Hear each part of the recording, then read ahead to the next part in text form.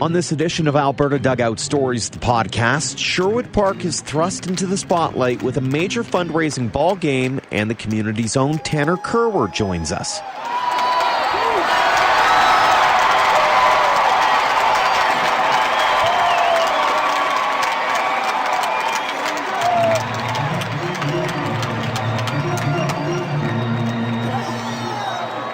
Welcome to episode 52 of Alberta Dugout Stories, the podcast. I'm Joe McFarland.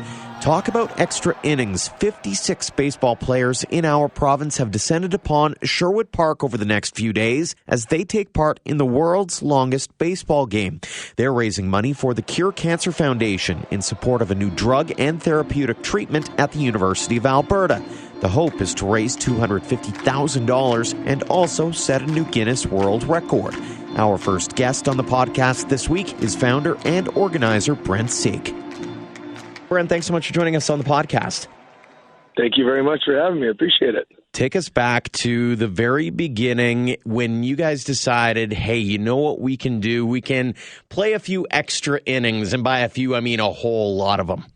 Yeah, a few years ago when we played the first longest baseball game, the record, I believe, was 72 hours from a good group of guys down in St. Louis, and now we're up to about 84.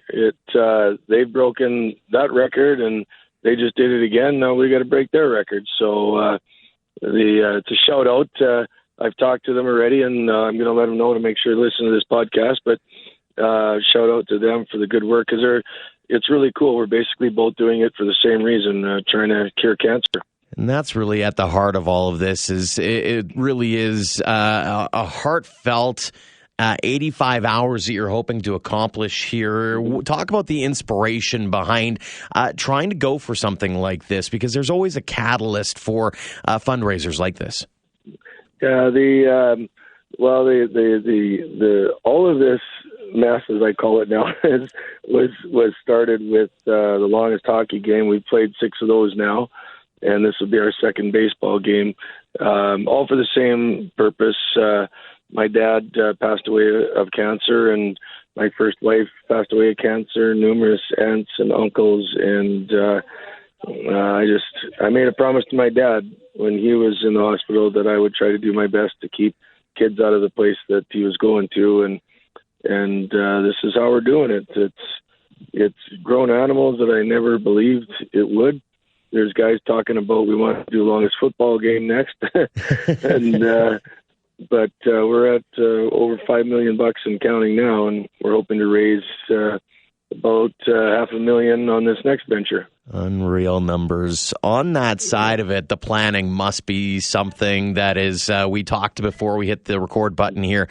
It's a well-oiled machine, but talk about the organization. Talk about some of the people who are behind the scenes who are making sure everything goes according to plan over the next few days. Yeah, well, I'm looking at one of our biggest helpers, Canadian Rig Mats there, and they bring, to do this, you need a facility, and thankfully Strathcona County is letting us use their diamond here. But you can't just come to a ballpark and start playing. You've got to make room for campers. So we've got neighbors that we had to send notes out to the condos. Bylaw. We're breaking every bylaw in the book in Strathcona County, but the mayor and everybody just signed off on it and said, go for it. And that's really what it takes. There's so many people that do this. This is as always, it's not a net game. It's just every dime that we raise goes straight to it. Like I'm watching a structure go up that's massive. It's this huge tent. I don't even know how big this thing is, and it's all donated. Like there's been guys working at this for 2 days already to put this together, and they'll be done late tonight, they said. So you can imagine building a complex in a couple nights, and away we go. Talk a little bit about the structure of the gameplay, and I know in the hockey games in particular, there's kind of shifts, for lack of a better term. How many athletes are taking part? How is the structure going so that they can get a little bit of sleep before they go back out into the field? Yeah, so we've done it different every time because we think we can do it better next time. So it's generally for the baseball, we're going to have 4 lines of 7, and then guys will sub in and out. You're allowed 56 players, so 2 teams of 28. Our team, Team Hope, the home team, the team that's going to win against Team Care, and you'll play roughly 4 to 5 hours twice, and get about a 4-hour rest. And then you'll maybe play a 6 to 8 hour shift and get an 8-hour rest. And you'll keep going. So it's out of the 84 hours, you'll probably play around 35 hours of baseball, roughly. And it's one thing to plan all of this. I'm curious, what's it like from a player perspective? Walk us through those motions and moments as you're trying to count down the hours to get to that 85 total. Yeah, that process is the easiest, actually, because this is all hard. I got guys that are playing, and like I say, volunteers. There's so many people around here getting this thing set up. The easy part is playing, because when we do this, we're going to see, unfortunately, we're going to see little kids that don't have hair come and watch, and that chokes me up every time. So when you go through that process, and really you're just out there playing baseball, but it's incredible the amount of people that come by and thank us and say, I'm getting choked up again. That's how it's going to happen. It's sad, but it's why we're doing it.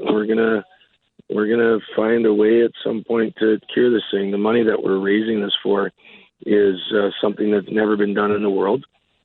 Dr. Mackey, to get a cancer drug approved or used is about a 1 in 1,000 chance that'll happen.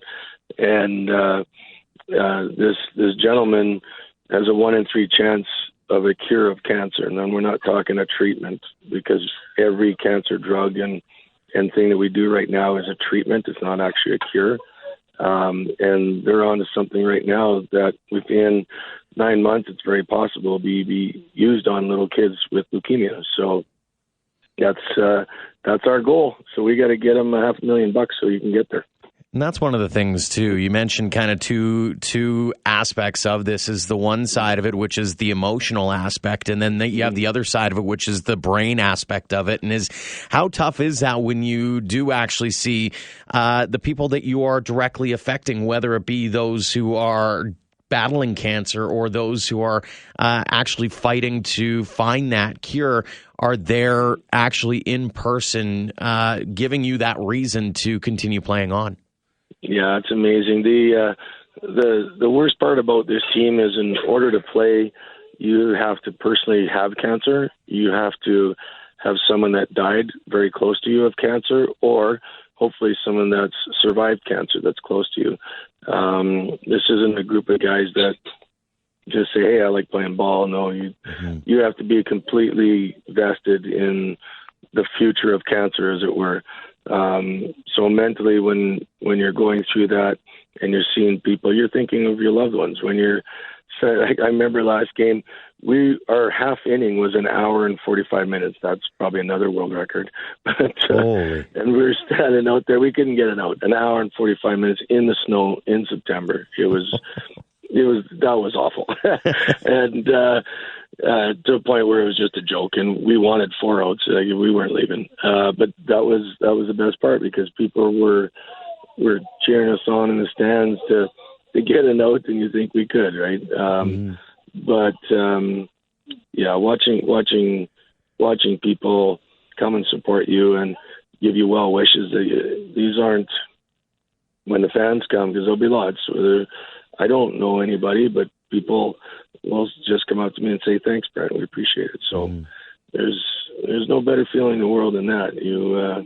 It's what my kids are around here, and my family's around here, and it's how people are supposed to be in the world, and it's a fun and exciting place to be around. Absolutely. The one aspect of it that I always wonder about when it comes to any kind of summer event, an outdoor event, and you mentioned the snow in September the last time around, how far down the line are you looking through the forecast and kind of gulping every single day going, I hope it's pretty decent out there? Don't tell me. There's kind of an inside rule that everybody knows. I never look at the weather. Oh, okay. And everybody else does. And because we've done this, and we played hockey in minus 51, and it's nice and warm here right now, but windy. So the tents that are up, we've had to take the sidewalls down. And I don't know what's in store. All I know is that I'll be ready to play, and in whatever it is. If it's thundering, we're playing. I've talked to the guys around about that, and because that's obviously a huge safety issue of playing in thunder and lightning. That discussion's been had, and said we're not stopping for that. You know, a lot of these guys said it'll probably help their game. So, yeah. I'm always curious, and from a performer standpoint, I always look at different events, and I always take a moment or two to kind of soak it all in. During the course of those 85 hours, do you yourself, as someone who's organizing an event like this, try to take a moment or two to soak in the atmosphere around the diamond? 100%. My favorite part, I've already found my spot that I'm doing it here. It'll be a corner in left field, and I'm just going to grab a beer and take a chair and go sit there where nobody's around, and just have a quiet moment and appreciate what's happening and say thanks to everybody for being there. But you have to do that. You have to kind of sit by yourself, because there's so much going on. You have to sit by yourself, enjoy it, and just be thankful that it all comes together. Final question for you. What does it mean to you personally to not only be involved in something like this and to be organizing part of it and to be taking part in it, but what does it mean to you to have that community support and to be able to see this all come to fruition for a second time? Yeah, the community support's amazing. We actually had police here last night just checking us out, and they said, just want to know, here's a couple of rules and stuff. They said, absolutely, we understand, and, respect the community. I said, we understand. And I really don't see us getting any complaints from anybody. We're here doing a job and being respectful of the community that's letting us do it in. So a huge thanks to people that do that. When I decided to do it in Sherwood Park, I went to the mayor, and he said, yeah, just tell me what you need, and if there's a bylaw issue, just have them call me. So that's just the way it played out, and it's happened. Like I said, we're breaking every bylaw in Sherwood Park to put this on, and it's amazing that the community comes together, and they've really kind of thankfully made this a part of the community. The hockey games at our house, but yet the community knows of that rink as something that they can bring their kids to. If they have a little kids team that wants to have a hot dog party in the winter, they know they can use that rink. Like this is a place for everybody to enjoy and think about when you're there. Brent, well, thanks so much for shedding some light on the event. Thanks so much for sharing your story, and all the best as well as you guys head into the next few days. Yeah, and keep up the good work. I love your podcast and that. Appreciate it. Now, coincidentally, our next guest is also very familiar with the Ball Diamonds around Sherwood Park. Tanner Kerwer had a breakout campaign with the Vancouver Canadians in 2018. He hit .280 with 4 home runs, 22 RBIs, 28 stolen bases, and was named Northwest League All-Star. The 23-year-old has been battling some injuries this season, though, spending some time with the Gulf Coast League Blue Jays and the Midwest League's Lansing Lugnuts. And that's where we caught up with the 2017 Blue Jays draft pick. Hey, Tanner, thanks so much for joining us. Yeah, no worries. Sherwood Park boy. Obviously very much a hockey area, the Edmonton capital area. And so I'm curious, how is it that you got into baseball in the first place? Well, baseball was actually the first sport I ever started to play. I think my parents told me when I was younger I was too scared to play hockey at first, but around 6 years old I started to play both. And I played both sports all the way up through until the 10th grade, I believe, and then my parents wanted me to pick a sport so I could try and pursue that, and I chose baseball. When you were asked, hey, you got to figure out what you want to do, what was sort of the deciding factor for you there? I just thought that I'd be able to pursue baseball a little bit further than I would hockey. I wasn't the greatest hockey player, especially with all the talent around me, being from Edmonton and Alberta. So I chose baseball, and luckily it paid off. I was able to get a scholarship to go to college, and from there I got drafted. So it definitely paid off. When you look back on that decision, would you have ever thought that you'd be able to go as far as you have to this point at such a young age? Not really. No, I was just coming out of high school, I was just trying to go to the next step, which would be college. And then from college, I was just trying to play well. And luckily enough, junior year came around, and I knew that there was a chance that I'd be able to get drafted if I had a good year. And luckily everything paid off, and I was able to get drafted by the Toronto Blue Jays.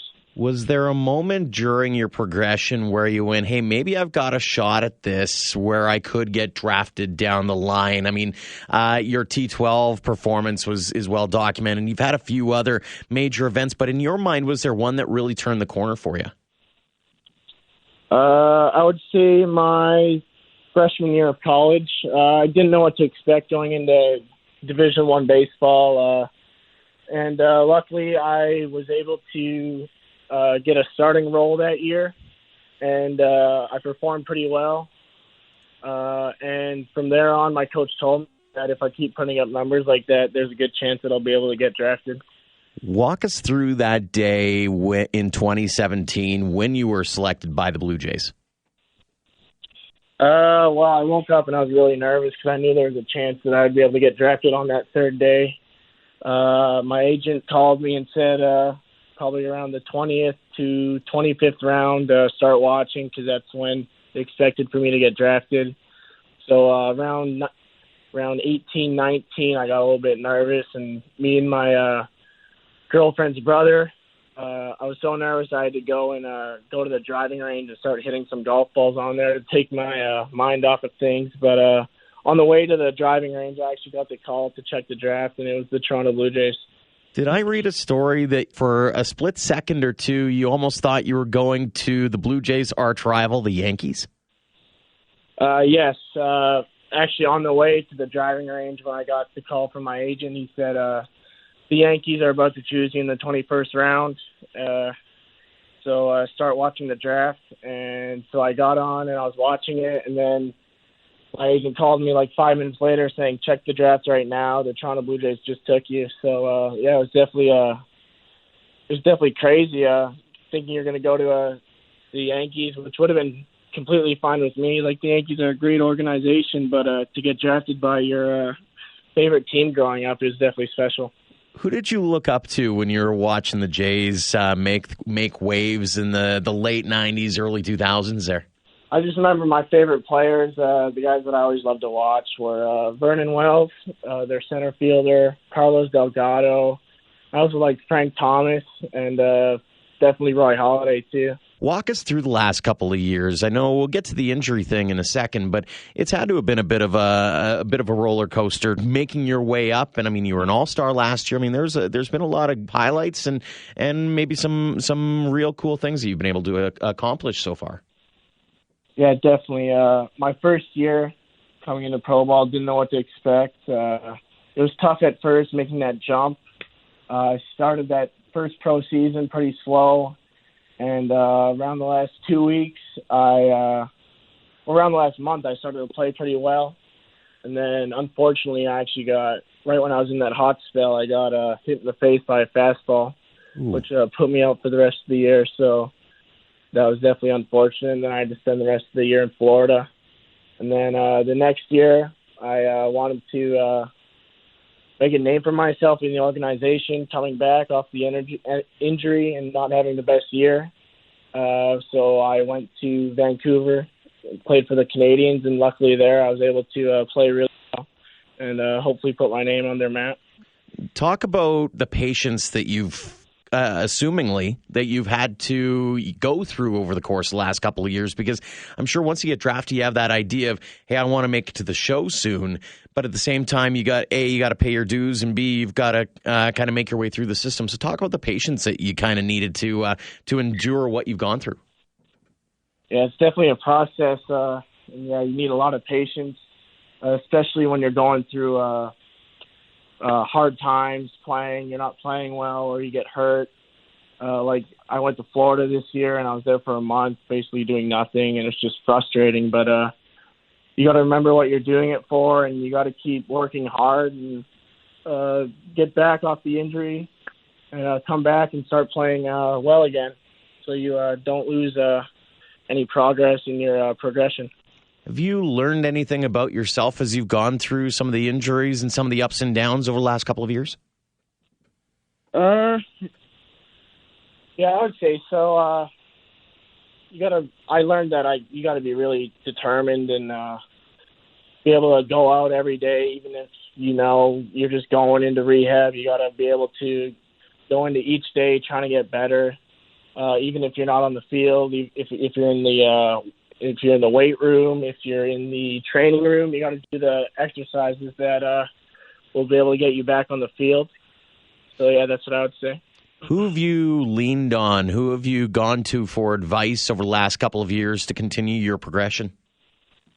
I would say my head coach now, Dallas McPherson. He played in the MLB for the White Sox and the Angels growing up.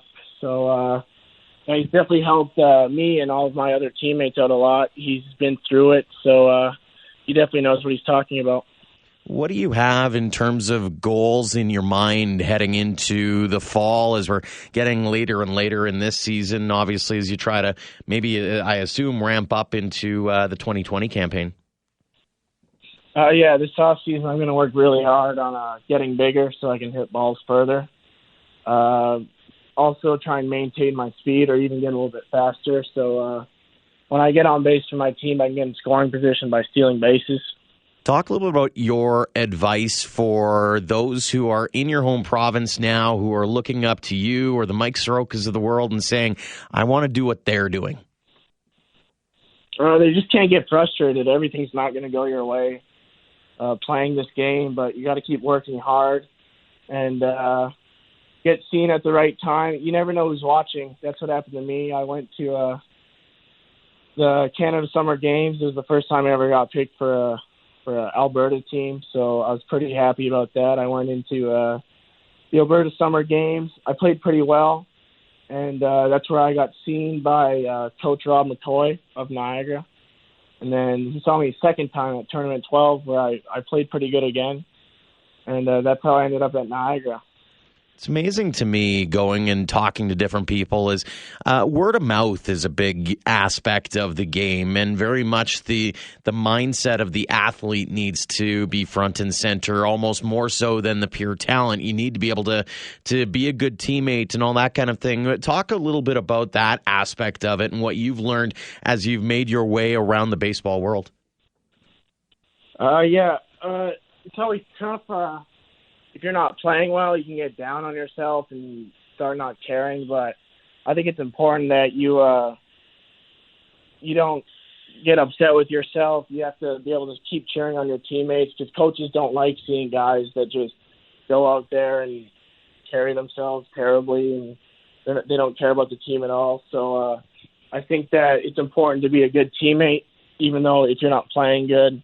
That's a big thing that the Blue Jays try and teach us here, that when things aren't going our way, we still have to be good teammates. What is your goal going into? You mentioned the processes going into winter and what you want to do for next year. Is the goal to get to Toronto next year, or have you set different goals for yourself in terms of your progression that way? Would you like to get back to Vancouver? What's sort of your next step that way? Every year you're trying to move up another level. So next year, hopefully, I will be able to play for the Dunedin Blue Jays. But you can't think about that. You just gotta, each day you gotta go out and play your game. You can't think about the stuff that you can't control. So the only thing you can control is getting better that day. Final question for you, looking at your home province and particularly around the Sherwood Park area, anybody that you want to give a shout out to, anybody that you feel has been very instrumental in where you are now? I remember playing back for the Edmonton Prospects my freshman summer. Orr Franchuk, our assistant coach, he was the first real hitting coach that I ever had, and he helped me out a lot, and he has been a big part of where I am today. Fantastic stuff there, Tanner. Continued success as you make your way through the Toronto Blue Jays organization. Again, all the best in your recovery over the injuries you've had, and thanks again so much for joining us in the podcast. Thank you. Thanks to both Brent and Tanner for joining us on the podcast this week. If you haven't already, make sure to subscribe on Apple Podcasts, Google Play, or Podbean. And if you or your organization would like to become a sponsor of the podcast, email us at albertadugoutstories@gmail.com. Until next time, thanks again for downloading and listening to Alberta Dugout Stories, the podcast.